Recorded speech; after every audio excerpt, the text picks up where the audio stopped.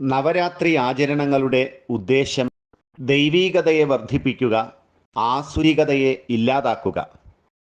നമ്മുടെ ഉള്ളിലിരുന്ന് ഓരോ കാര്യവും ചെയ്യൂ എന്ന് പറയുന്ന ഭാവവും ചെയ്യരുത് എന്ന് പറയുന്ന ഭാവവും നമ്മളിലുണ്ട്.